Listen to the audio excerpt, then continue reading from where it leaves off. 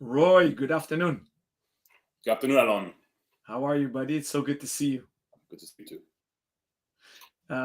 I was reminiscing how long we know each other. 20 And by years. doing that, I realized that we're old geezers today. Because Yeah, but at if least we I have we did have the a math very correctly, every up to date haircuts. we do. I don't have the hipster beard, though. You look better than I do. Yeah, but it Um, hides my chin. You're in better yeah, shape than yeah, me, so that's why. yeah, yeah.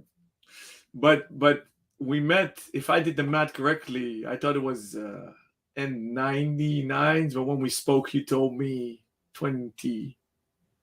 2002, so it's 20 years. So it's 20 years. So we're Yeah, in our 20s. So we met in Geneva, I remember. I think correct. you were still in the family business, right?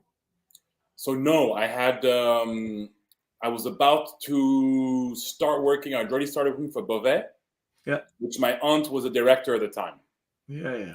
So quick intro, guys, for everybody watching. Thank you so much. Episode 3 of the Aces Live Season 3. Roy is a dear buddy. We met off because of mutual friends. We partied together in Geneva, Brussels, I think. Roy is a jeweler. He's a diamantaire. He's a jeweler like me and loves watches like I do. So we click on many levels. Always stayed in touch. Always hung out. Today we're going to talk about Roy's passion for watches, about his family business, but 3.0, because together with his brother Sacha, also amazing guy, not as nice as Roy, but also nice. Hope you're watching, Sacha. They set up an amazing boutique in Geneva, in the heart of Geneva, with a name as yours, Davidoff. You can't be any else than epic. You guys radiate passion, and fun. And that's why I think you guys are maybe the authority on pre-owned vintage in mainland Europe, maybe Europe. So that's my quick intro. Did I forget something, Roy? No, I don't think you forgot anything. So I'm more of a gemologist than a jeweler. That's the only thing. But and actually fourth generation. But you're correct. My brother and I opened shop nearly 9 years ago in the heart of the old town in Geneva, where we. And your parents still work or no? Did they retire? They Private dabble. They dabble. They don't really, they have their clients. They travel to the Far East. They have their fun. I get it. It's fun. No necessity, just fun. Exactly. Amazing. So we start off the show with a wrist check. I'm very curious what you're rocking. So I was rocking something different when we were discussing a few minutes ago, but when I saw the beautiful sketch behind you, I decided to put on my sketch. Amazing. One of 200 Finissimo with a sketch dial by our dear friend Fabrizio. Yeah, amazing. Who I've gotten to hang out with and talk to, and who's also actually a Speedmaster fan. Industrial designer, becoming a watch designer, and everything he's doing for Bulgari, which for me it's a lot of fun to see a brand that I loved in the past because of their cool jewelry. And one of my first watches was actually the carbon and the aluminum back in the 90s, late 90s. Amazing. So today I decided to put on. I mean, I was wearing I was wearing this a minute ago. Yeah. And this is what I love about you. So we share the passion for Bulgari. Fabrizio is a record holder on this show because he's been on the show 3 times in 2 seasons. So I hope he'll come back on the 3rd season. I'm happy for you. You got it. I still want one because I wear this one. Fabrizio actually made these drawings for my children. So that's why I'm super honored. And what I love about you is the polarization of being an authority on vintage pre-owned, but also modern. And you're not snooty, which I love about you, because you're not snooty. You're rock a moon swatch as well. Yes, of course. So you're a pure passionato, Yeah, a watchonista. And that's what I love about you. So and it's not about the dollars, euro, Swiss francs with you. It's passion what leads. You give a lot back to the community. Those that are on Clubhouse know that Roy hangs out a lot and drops a lot of gems there. PhD jury. Yes. I'm an academy member, but you're jury. So that's why I say authority. In honor for you, I put on one of my speedies. And since we're talking a lot of vintage today, it's my oldest one. It's a pre-moon 321. So that's why I put on for you today. Thank you. Since both of us are big chatterboxes, we have a lot of ground to cover, and we have a lot of questions from viewers. So one of them is our record holder, Rocky. He have seen every episode live. He writes on YouTube, "Hi guys, how is it like to work with your brother?" This question comes back from both of you. You know what? We'll save that for the last bit, Rocky, and keep them coming. Thank you for tuning in. So we start off with the 7 ace list questions. First one for you, Roy. What watch or jewel is your favorite and why? I've thought about this question, and for me, it's very difficult because you can turn it into burning building question, the one watch you're going to save, or what watch are you wearing today? What's your mood? Or what's the latest watch? Or what's the watch you want to buy? Or what's the... It varies. Every day it varies.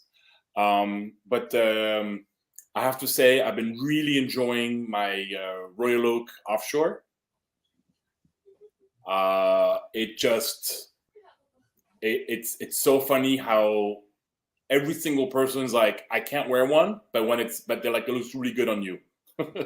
So that's I don't see it so often on your feeds. I love your Instagram feed. Because of you, I became a huge fan of the Language Nerds. You're welcome. That is my favorite Instagram account. That's non-watch related or business related. You're welcome. No, so I don't see. I mean, I love wearing it, but I don't always wrist shot it because the issue also sometimes I'm like at a restaurant or outside and it's sunny and I don't want them to see like my Royal Oak and take a picture. I'd rather, so I wear it, I enjoy it, but it's like under my sleeve and it's just my personal pleasure. Okay, amazing. Okay, so that's the one. For now, yes. On steel bracelet? On the stainless steel bracelet, yes. Amazing. Okay, thank you for sharing. Second question. What did you want to be when you grew up? I wanted to be a fourth-generation gemologist and jeweler. I wanted to be a diamond dealer. Oh, you always wanted to be? Since as far as I've always loved the watches. My family tells me since I'm 4 years old, I don't remember. You don't stop in front of candy stores or toy stores or like going like this to the windows. I would stop in front of watch store in the mountains, and I would be like, I want to buy every watch. Yeah, amazing. And so you're born and raised in Switzerland, right? Lived in the US, I know. You lived in the US. Born and raised in Geneva, right? Yeah, exactly. 35 years in Geneva with 10 years in America. So you just gave away that you're 45? So you what, from 77? 76. Yeah. So were you then 6, 7 when you had your first swatches G-Shocks?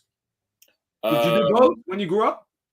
I think I had for sure I had the Casios with a little light. Yeah. And for sure I had the first generation jelly. Yeah. I also for sure had the Hoyer 2000, the plastic ones. Yeah. And the Formula Ones, you mean? Yeah, the Formula One or the 2000, whatever, the plastic one, the cheapest one. No, the 2000 is the Genta design, which is Aqua Racer. The plastic ones were the Formula One with the plastic bezels. I used to have. Yeah, that one, exactly that one, the cheap one. I have buddies today that still have. I unfortunately lost mine, and I revised them completely, overhauled them for his son. It's so small; it's 33. Yeah, the tiny watch. No, but then I have swatches, probably 30, 40, or maybe 50 swatches. Yeah. And the first wristwatch I got, the vintage wristwatch, was my dad's 1970 Mark II racing dial from Speedmaster. Amazing. Which I've had since the late 80s, and it's been like the center of my collection for a long time. is so you actually just gave me a bridge to one of my questions for later on. Is that the seed to your huge speedy passion? That is definitely the seed to my speedy passion, because that dial made my brother want to buy the Japan racing that he bought and he saw when it was also still, you could still find them in shops in Japan in the mid 2000s. Yeah. That also started his, so my passion started his passion, and then it just like built on each other and it became what it is today. Amazing. Cool. So you told us that you've been obsessed with watch ever since you're a child. Obviously your family loved quality in watches, but you guys didn't trade in watches, did you? Or because your family had boutiques as well. You guys did wholesale and retail? No. We were just wholesalers. Always. So this is the reason why my brother and I named the watch company, our store, Roy and Sacha Davidoff. Yeah. Briefly named Davidoff Brothers, but we had to change that due to many reasons. Yeah. Because nobody in the family has their name to be remembered. Yeah. So we really wanted the name to live on with the website, and everybody knows. They nicknamed us the Davidoff Brothers. Yeah. And the company is Roy and Sacha Davidoff. Yeah. For our viewers that don't smoke cigars or don't like perfume, Zino Davidoff, is he a family member or no? A distant family member? So, just to answer very clearly, he was from a city outside of Kiev. Yeah.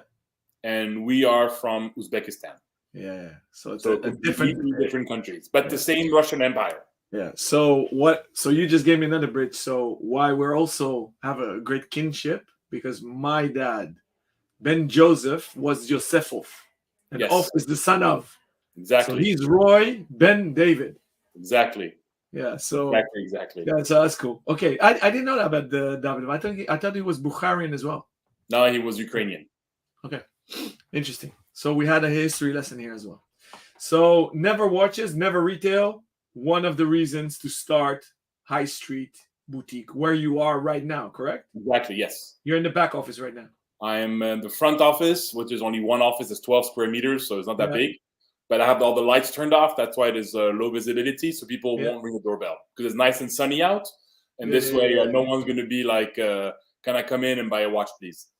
Amazing. So for everyone to check out more about Roy and Sacha, check out DB 1983. And we just learned that Roy is from 77, but they became brothers in 83 because you guys are 7 years apart. Exactly. 6 years. Yeah, 7 years. 76 to 83. Yeah, amazing. Cool. Third question. Who is or was your role model, or you can mention multiple ones?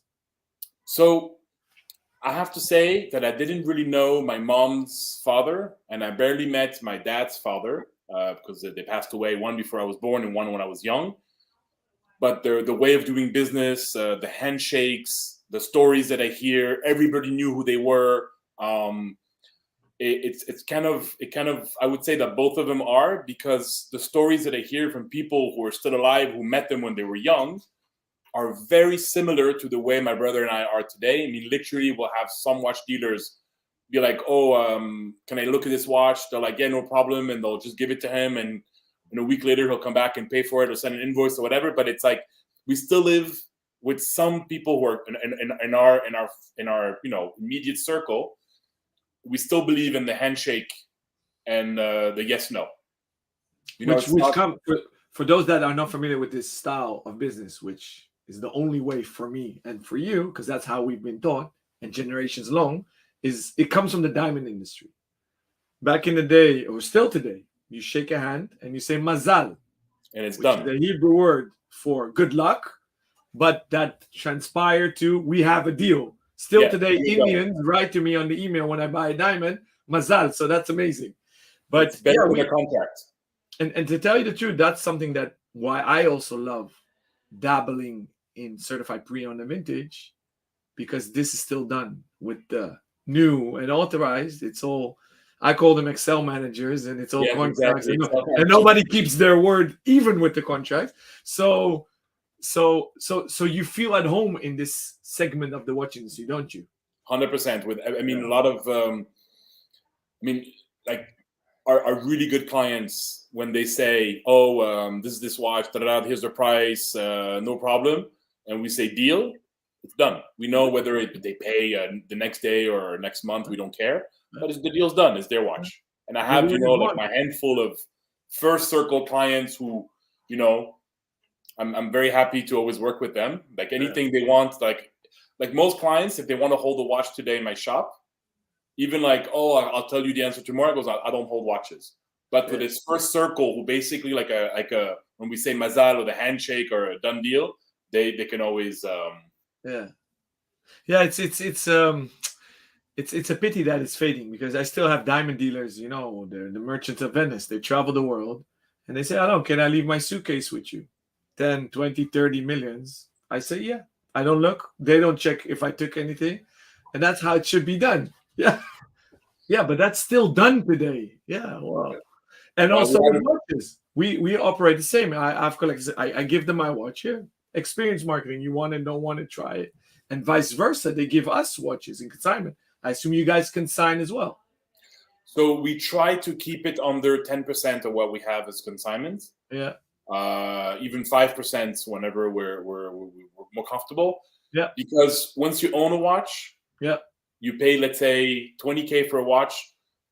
You're tired of seeing it. You don't care. You'll sell it for 19, turn the cash around. Or if you're okay to hold it and wait till the market pops, and you can sell it for 45,000, and you don't feel the pressure, and you've serviced it, you've made sure everything is okay. You're buying it. So when you're buying it, you're more conscious. But when someone leaves it on consignment, we care a bit less. I get it. So we don't work as well, and it just like we don't need consignments to do what we do anymore. When we started, all the watch dealers that gave us watches for hundreds of thousands in consignment were very grateful, because we wouldn't have a business without them. It was like 1/4 we own and 3/4 was memo consignment. Yeah. And now it's like 95% is our watches, our stock, and like 5% is like friends. I want to sell like a weird piece which I don't really care for. I'm like, fine, I'll take it in consignment and I'll list it. I hear you. So I'm sorry, I in my excitement I deviate you away from the format of the question. So both grandparents, although you consciously don't remember them, yes, you're basically saying their legacy, literally, Lado Vado, kept rolling on. Lado Vado is absolutely my favorite sentence from the Torah. Like the word that is it means from generation to generation, and that's my favorite motto. So funny story that you said. I have a very dear friend who is actually older than my dad, but he's my friend and mentor.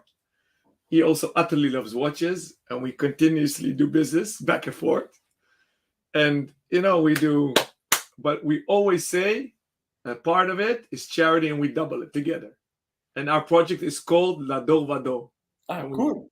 Every deal we do, we donate. That's our project together, because we're different generations. So it's funny that you say it. All right. Fourth question. If you could teleport tomorrow, where would you go? It can be also time travel if you want. Oof. There are no limits or boundaries. So it's a funny. I've had that question asked before, and the question usually is, if you could meet your younger self and tell him 10 words, what would they be? So I would teleport and be like, I would tell like my parents or my grandparents to like buy, steal sports watches. Starting from 72, right? Doesn't matter. No. Speedmasters, Submariners, GMTs, Daytonas, Nautilus. No, I said starting from 72. So you whatever. You can go back. The first watches, the first vintage watches that I wear is from my dad's dad that he bought in Geneva, a shop down the street in 1970. That's literally like 2-minute walk from the shop. Now is not there anymore, but it's a 2-minute walk from here. And he bought his Omega and my dad's first Omega, which I have both, and I cherish very much. So I would tell them like the best sports model that they had or the best steel model by imagine Calatravas, whatever, everything stainless steel from the top 10 brands, we're good to go. Yeah, amazing. I love speaking to the veterans in our industry also. That they Am told I me. a veteran or? No, you're not a veteran. No, I mean the generations above us. That I know Patek dealers that are 3-4 generation Patek dealers, and they told me that the current CEO's Cherry's dad, Yeah, would literally friendly asks his dealers in the 70s, can you buy a bit more to help us out? And the beauty of that story is they don't forget that today. If you're talking La Vador from generation to generation, yeah. Cherry still knows these stories and who did and who didn't. Who was there? Yeah. So same thing. Whenever we have clients, whenever you have like let's say a slow year, and then we call up our best clients, they're like, "Oh, we want to buy this and this," and they're like, "Sure, I'll buy those two." In the years after, we get like a tremendous piece. We offer it to them first. We tell them they have a month to decide until we list it, we picture it, and then they're like, "Yeah, we'll take it," and they get first right of refusal because they've been there for us since the beginning. And this is not the second time you've mentioned this. You said thank you to those that helped you guys out when you started off. 100%. And that's why I said you're modest. And you say, but you're very humble and modest. And that's why I love you. Tell me something. When did you guys start again? I wrote a few years ago, but is it a decade already? No, so it's nearly a decade. It's in 2012-ish we started talking about it, and in 2013, I was not in the best. It was not the best time in my life, and my brother was like, "Listen, fuck all the CEOs," because we worked for like 2-3 brands, and they were all like the worst people in the world, and we're like, you know what? If we have to fight, if we have to argue, if we have to bleed and to sweat, let it be for our own betterment, which we did. Which we went. I think I ran into you exactly a decade ago in 12 on Place Vendôme. I think and so. You were too. working for a non-French speaking brand. That's right, 100%. That was my last corporate job. I remember. That was my last corporate job. Yeah, amazing. Yeah, so your guys are almost at the jubilee of a decade next year. We're jubilee of a decade, and I'm going to be knocking at the door of Patek for that. If they accept for a new tie, we'll see. I'll talk with them and I'll see what I can do. Okay, good. I'm looking forward to it. 5th question: what book are you currently reading, or which one made an impression on you recently? And you are allowed to mention this because I've been meaning to ask you about this for a long time. So this book was a crazy adventure. My brother and I embarked. One of the first years that we had our shop, we created an exhibition with 45 Speedmasters, all crazy cool pieces, which we called the event the Ultimate Speedmaster Exhibition. And we put together this collection of watches, which I don't think even the museum has this collection even today to see. So my brother wrote the book. We put together, photography and everything. And it's the first book that we did. The second book that we're working on is in 2017. We had a second exhibition, Watches with Nicknames, where basically we speak about I think about 70 watches. Some of them redundant because it's multiple watches for the same person. We speak about all the Paul Newmans and like the Darth Vader, the Steve McQueens, the James Bond, whatever.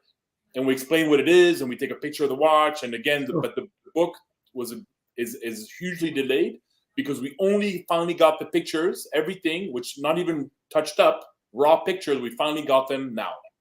Amazing. So it's taking us a bit longer to finish writing it. Yeah. And I'm actually also writing a third book. Yeah.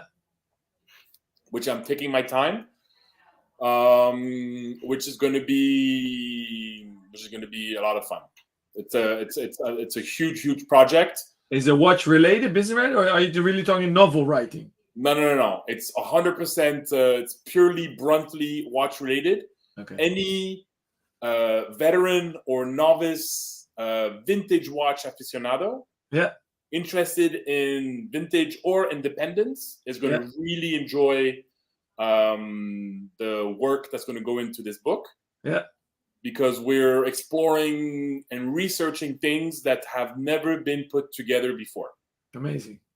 Okay. I have a few friends helping me on that.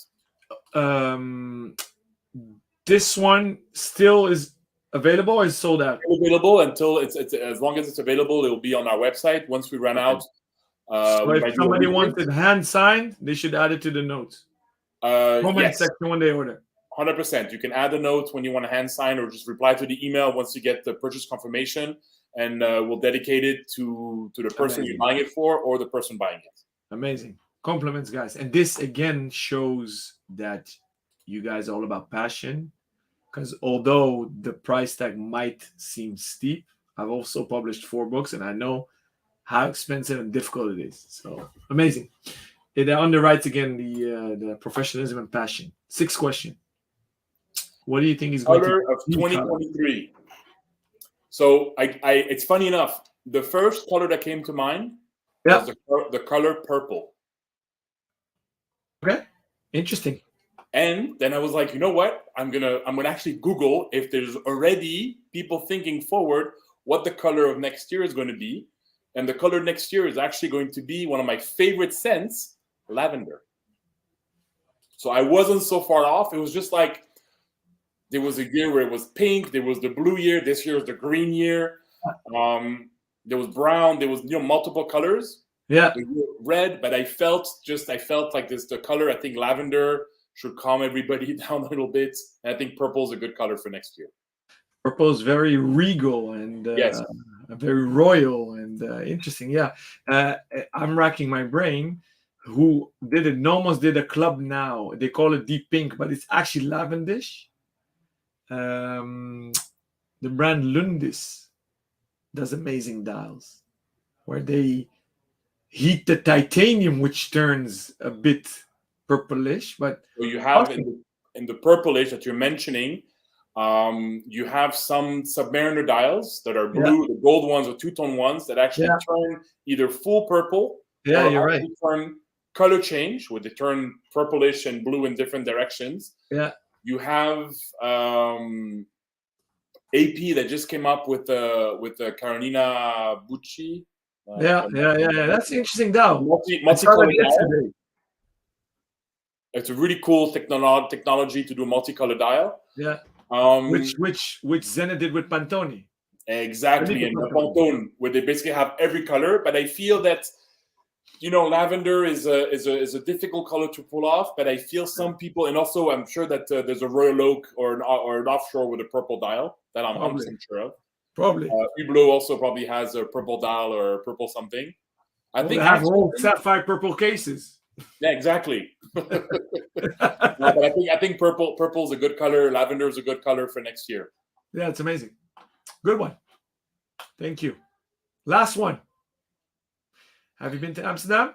And if so, what's your favorite memory? Amsterdam in too long. I promise you, the next time I go, where people are gonna know, people are gonna find out. I think you and I should do something together, something fun for the watch community. We should do a Red Bar Amsterdam, which I set up. Yeah. We need to do something. We can travel again. Yeah, it was a great pleasure. In September, August, let's plan something. Amazing. August, September, I'm here. Good idea. But what's your favorite place? Oof. Well, what did you enjoy or remember most about Amsterdam? When I went to Amsterdam, I actually, very honestly, I don't remember, because the last time I went was before I set up the company with my brother. Yeah, so it's been 9 years, 10 years. It's been a while. I just remember, the thing is that when I used to work in the past, people ask me when I go to the cities, I'm like, I saw the canals, I took a bicycle, I ate French fries and mayo, and and had a beer. That was basically like my Amsterdam experience. People ask me where, and I go somewhere. Wherever I was with, took me to the local places. Yeah, of course. Of course. Thank you so much, Roy. You're very welcome. We're bang 30 minutes. So you finish the questions, bang 3000. I would love to hear now chronologically the journey of, you told us why watches for street, you wanted your name on the street, high street, boutique. So how has the journey been this 9 years? Ups, downs. Tell us exactly what you guys do. So you have a boutique, you sell online, you do Instagram, you do a lot of online exposure. Sacha does a lot of AMAs, Ask Me Anything shows. Yes. This is also kind of AMA. Yes. Walk us through the partnership. Tell us what are the differences between you two brothers. I know you longer and better. So my brother, when we're talking about the watch business, yeah, I'm more watch passion. He's more business. Yeah. Without him, I wouldn't be here. I'd probably have another corporate job and I wouldn't be happy. Yeah. We started 2012 was my last corporate job, and after that I was like exhausted. I was done with this. I really was done. And so, but tell me, so you did from the family business GIA USA, which is no. So I was in Miami. Diamonds. No, so I was doing. So let's go back. Late 80s, 1990. Yeah. Swatch collecting. Yeah. Buying and selling. Yeah. Going to the flea market in Geneva, you could buy anything for $100, sell it for $200, whatever. While in Miami, I got a summer internship working for a watch company. Yeah. That was number 2 in volume behind Raymond Weil. The name of the company was Michel Watches. Mm-hmm. Dear family friend that owned it back then. Mm-hmm. Which got bought by the Fossil Group, didn't it? Exactly, by Fossil. Yeah. Then what I did is that I worked and I partnered or worked with some jewelry watch dealer in a jewelry exchange in North Miami. Yeah. And then I did my GIA. Yeah. And then after GIA, I went to help to open the diamond business with another watch dealer. Yeah. Ended up selling 2,000 watches and 1 diamond in 1 year. So no, the diamond was like, okay, I learned it, but that's not what I'm going to do. Why though? It's just that, so GIA helped me get the eyes when I look at something and I understand, when you say like serif, or when people ask me like, what does this watch look right or not right? Like, when you see the lume, lume, if it looks like glossy or it looks a bit more or waxy. Yeah. Or the word like a bit more like calcium, like chalk, like when we talk about like gemstones and you see the defects on the facets, what they look like. When you see like on a diamond, even if it's chipped, it's still super shiny. Yeah. Or like on a cheaper stone, when it's chipped, it becomes like granular and it's more waxy. Oh, yeah.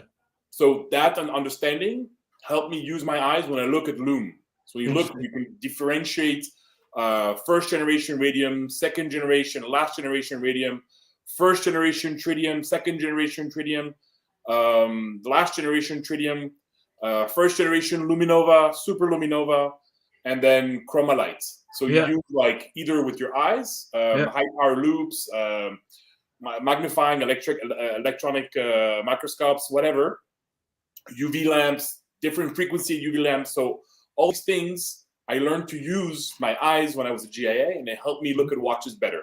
Like understand when you look at the watch and you see the chamfer, and you understand that this satin finish, since I started in the 90s, is from the 90s or the 80s or 70s, or it's a new machine with a new grain doing a new chamfer. Yeah. So all these things you get to see and you get to understand. Yeah. You see here that so this also explains why you guys are so detail oriented. Here you're talking about the looms, the luminous material you see here on your website. Yeah, you can see really like how you can see also the serifs on the printing below, where instead of being just a rectangle, There's like little spikes that come out, so you know that this is the way it was done back then. Yeah. Understanding like gilt, negative printing. Yeah. When you look, when it's like a gemstone. When you look at the gemstone, the inclusion and the defects of the stone tell you that it's correct. And then the vintage watch, its defects also tell you, the aging also tells you that it's correct. Like for example, you know, we make lists for ourselves and they're all for our collectors of what range should a watch be for a certain year. Yeah. And people ask us, you know, right now. This is what you're talking about. Let's say if you go under, if you click on the collection, I'll show you something funny. Click on the collection all the way on the left. Yeah. You can just vintage watches. If you click on the little search on the top on the little search. Yeah. And you put 1675. And you see all the 1675 we had and sold. Amazing. You can tell the quality. You can tell also whether bezel from the period, or sometimes a bit later, or sometimes earlier. But you can see what they should look like. Amazing. Sometimes we find out that early on we made mistakes, but now we're like super precise. Yeah. So and this is again what I was talking about. You guys are giving back to the community. Yes. Because you're not doing this archive for commercial reasons. No, you're sharing knowledge. Yes, you're a real Swiss guy. You're cataloging. Yes, exactly. It has nothing to do with commerce, because this is burning time. Yes, from a commercial point of view. Yeah, no, it's just for us, and it costs us additional money to have all these additional. Of course. I mean, I know how it is to run such a e-com website. Example, you know, you can see here. My brother really takes. If you look at the bottom. My brother really writes the notes about why the watch is this way, and you have pictures where you can see, you know, when you can sometimes zoom in, you can see the movement, the caliber number. We show like the finish. You know, it's quite nice to go back and to see all the watches that we had. You can see here the chronometer movement. Yeah, amazing. And this is for us. This is like an old picture. Because I understand. I have a perfect one. Yeah, amazing. Very cool. Very cool. Okay, so you explained the GIA, and it's actually amazing to hear. So after GIA, do you still sell diamonds? 1 a year, 2 a year. Really, 1 or 2 a year. There's nothing really. I mean, my friends need a diamond or whatever. I still find it. My parents still have their contacts in Italy or in Israel or wherever. Yeah. And we still do that. So after that, I went to work for like really big collectors. That my learning curve went up quite high. Yeah. After I came back to Switzerland, and I actually got hired by Aurel Bax to head up the Philips New York. Yeah. But the watch department after September 11th, a year later, didn't make it, and it shut down. Yeah. And he went to work for Christie's. And I got distracted by your wrist. You want to show your Roy Oak? Yeah, that's not mine. It's another one. Okay. No, I got that. This is on a leather strap. Rubber. Rubber. I'm waiting for the alligator in the box, and then I'm going to put it for sale. Nice. Yeah. So you're like me, huh? Fiddling with watches. I also have like watches everywhere here.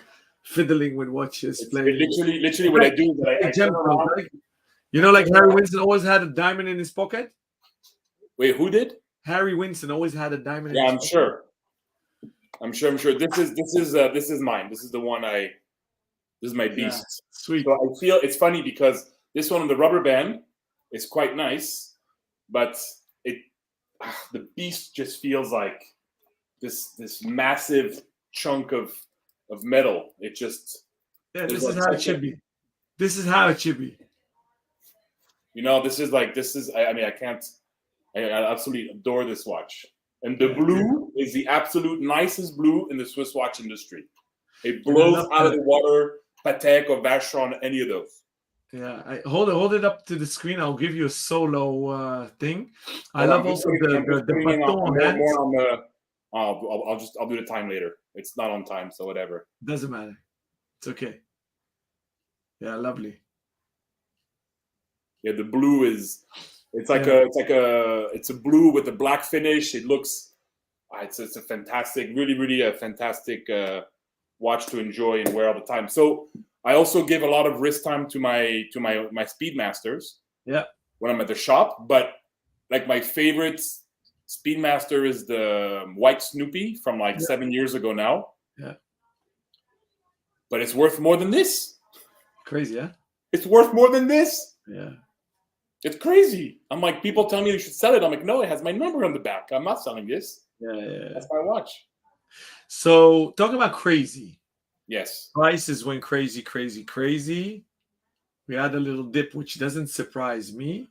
Do you want to share your 2 cents on the evolution, what's going on now? Or maybe let's take it wider. Let's philosophize about that. So why is vintage, retro, and pre-owned that hot? And it's been already hot for over a decade. Why? What do you see now? And what do you think it's going to go? Where is it going to go? If we philosophize about that. When we started our shop, 2013, 2014, there was a huge bump in vintage. Watches that were worth for years, like 2-3K, went to like, from like overnight, it went to like 5-10K, and then stagnated for a few years because a lot of people said, oh, cool, I found a vintage Paul Newman. It's 100K. Everybody's asking 150. I'm going to buy it. And then they realized dial's no good. The case is no good. The movement's no good. And they're like, shit, I spent 150K and I got burned. I don't feel like what can I buy at that price point? People, the person buying 150K watch, the person buying 250K watch is not because of the watch. Very often it's because of how much it is. Mm-hmm.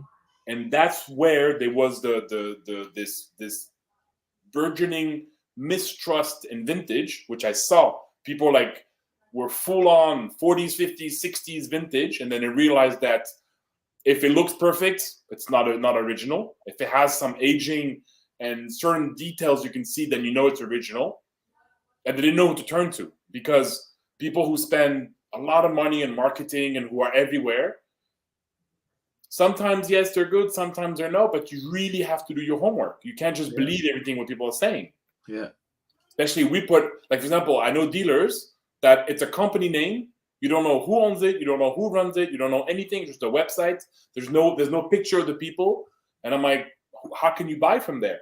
You know, if you look at Ace, you Google it and you see your picture everywhere. You see a dad, you see your brother, you see the whole team. There are people you can call up. It's like, I want to speak to Alon. You know who to talk to. With us, it's kind of easy. It's either Roy or Sacha. So it's easier to have an answer right away, and it makes it more trusting. And also, if something's wrong with the watch, we'll take it back. I don't care. Yeah. You know, this is what it is. Yeah. If you and I always tell clients, I go, listen, even if you're blind, this is what the watch is. Yeah. You know, I don't care, because I'm always happy to buy back what I sell. Yeah. So if I'm happy to buy it back, that means if we're a psychopath buying watches the first time around, we're still a psychopath buying the watches second time around. So we're very happy buying back on watches. So again, back on the why vintage and went up and down. So vintage took a dip, and then everybody started investing in independents. Like it was the beginning of like our friend Recep from Arcadia. It was the beginning of it was the burgeoning also of like Kari Voutilainen. It was all these new watchmakers were coming out with like fantastic watches. And then this started going up.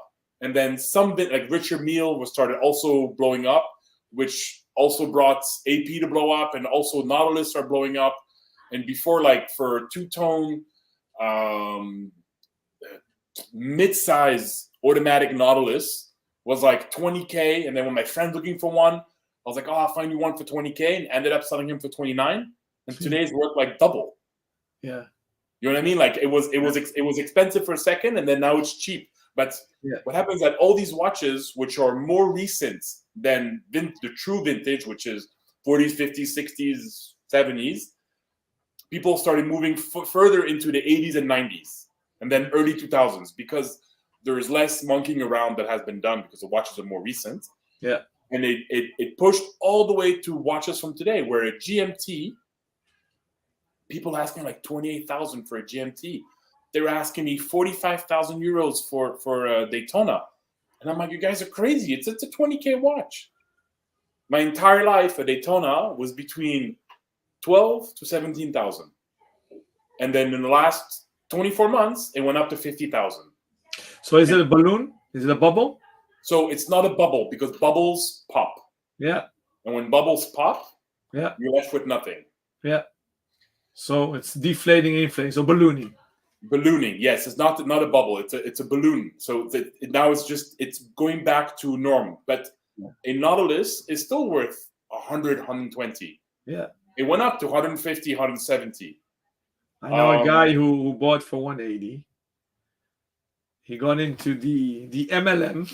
Yeah, but it's the same thing. He got burned, as you said. It's the same, but the thing is that even if you paid 180, if it wasn't an investment, it was just to enjoy. 2-3 years That's down a the different line, story. He'll be okay. But it's speculation. I think the moment it becomes hardcore commodity, I don't think that's a good thing. So we're against that. People come in and say, "Oh, what's going to go up in value?" I go, "I'm not a banker. No. I can tell you what's going to be popular next year or in 10 years. I can write it down. What we spoke about it, what I would teleport myself back in the 60s or 70s. I can write it down and say, you buy a sports model. For example, you go and you get the, I'm not going to name anything that I like because then it's going to go blow up again. Anyways, like the Vacheron 222. And the overseas have had such a steady history, because steady history is very important, that it can only continue to go up, which is quite important. Yeah. It's you really have to choose what's popular. Like some watches are just expensive just for the hell of it, and it's really not fair, because there's no reason for why some of these watches should be that expensive. Yeah. But as you say, it becomes a commodity where everybody wants to pay more and ends up going over what the value is. Like for me, and not if you tell me a 15202 and you tell me it's worth like 60K, I'm like, okay, they start production. It's a cool watch. Fine. It's worth double. Yeah. But if you tell me it's worth 180K, I'll be like, you're crazy. Yeah. So do you guys have a particular focus in what you guys sell and therefore buy? Personally or shop? No. Personally, I think you're in a good way all over the place, like me. 100%. Personally, and you want to experience as much as possible? 100%. So I meant as a business. So as a business, we really try to focus on sports models. Yeah. We moved away financially. We moved away from the 2-3K, 5K watches. Now why is that? Now we're just 10K and above, just because it's the amount of it's our the buying power is not really an issue. The issue that we have is it's no longer interesting. There's so many opportunities under 10K that we really focus at above 10K. We're always going to have the 5 to 10K range Rolexes and 5 to 10K range Speedmasters, because that's our passion. But other than that, everything is going to be above 10 and above. You can see like some cool Tudors, which we love. You can see, and next week, Wednesday, we're going to have a 25 watch drop. Yeah. That's going to be a big drop before the summer. Yeah. So really stay tuned for that. And where should people look? On the website. It's going to be posted on Instagram first. We're going to do 9, and then 9. That's going to be 999, and then a few watches are just going to be like, like we're just going to, like, some of them are already pre-sold, unfortunately. Like people came in and bought them before I could post them. Yeah. But what we do is that over 3 weeks, the next 3 weeks, we're going to have 3 drops of 9 watches. Yeah. There's going to be some really, really cool stuff. I mean, we got a nice... I wanted to add to your comment about the price range. Is it also because you guys put so much TLC in the products that go through your hands and therefore the business that it's not economically viable to do that? Because a lot of people think, oh, this is a cash cow.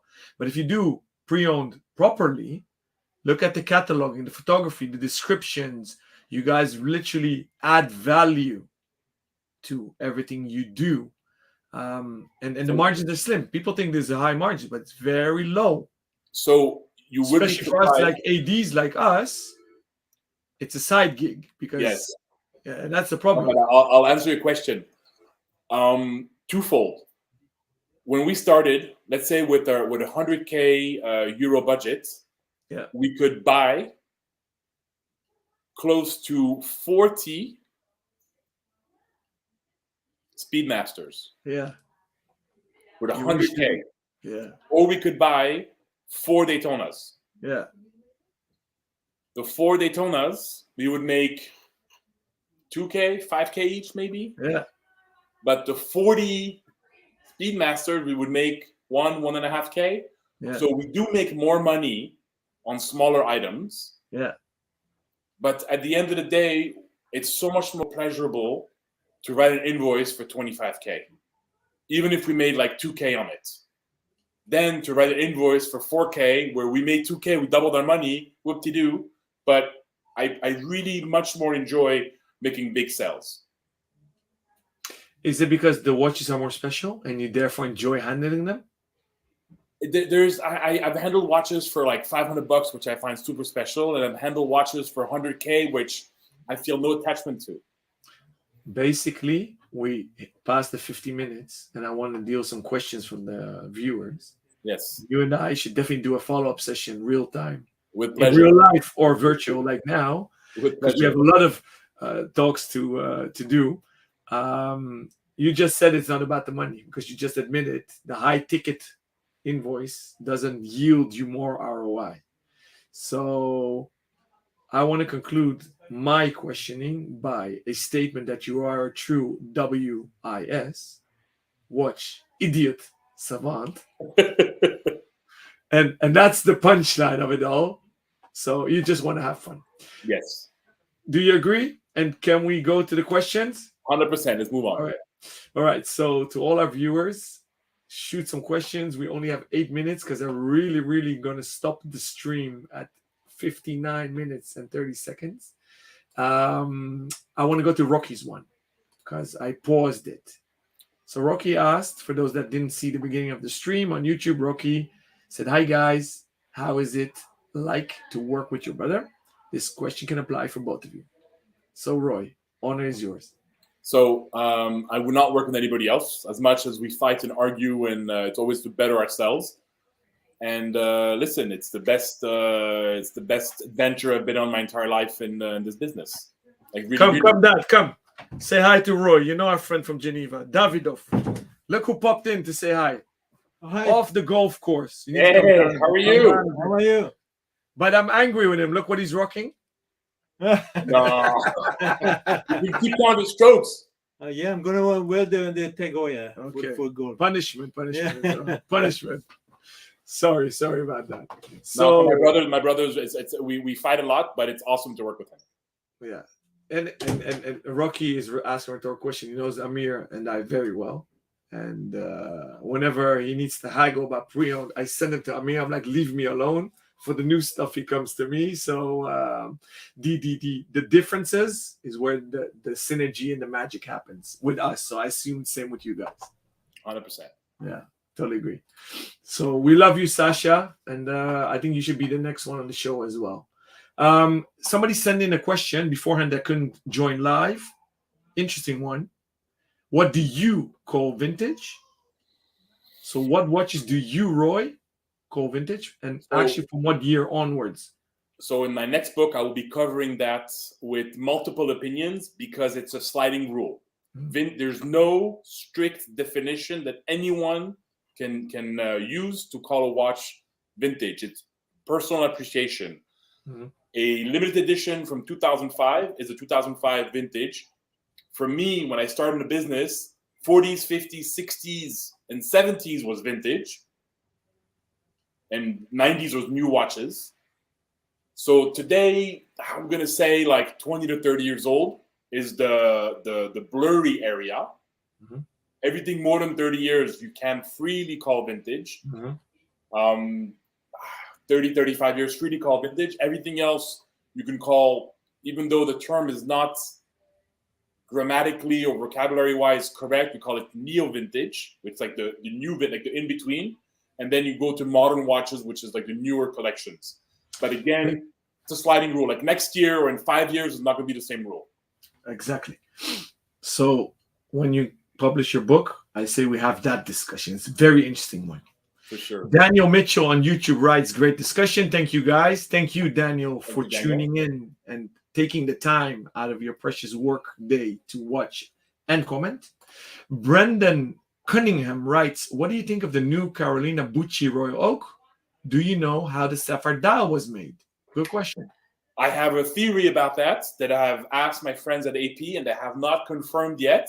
But I believe there is a similar technology used on the holograms of the credit cards. For me, it's a flat dial with probably a groove or something that gives you this iridescent rainbow effect, but only that follows the design of the original Royal Oaks. But it's a flat dial, so it's really cool and it's done like it gives you like a Tron effect, a retro. I think it's great, and for sure they will answer that question very soon online.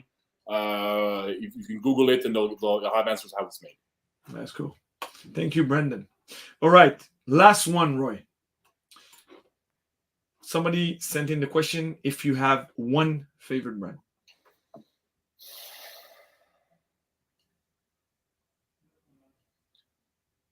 I recently top of your mind, shotgun. You have a gun to your head. I recently went to a Speedy Tuesday event. Yeah. Where I sat next to Gregory Kisling, who's now been named the head VP of product, the head designer of the brand.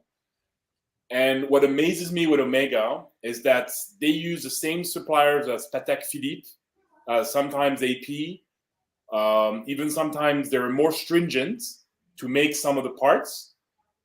They still manage to give you 3-4K fantastic little watch.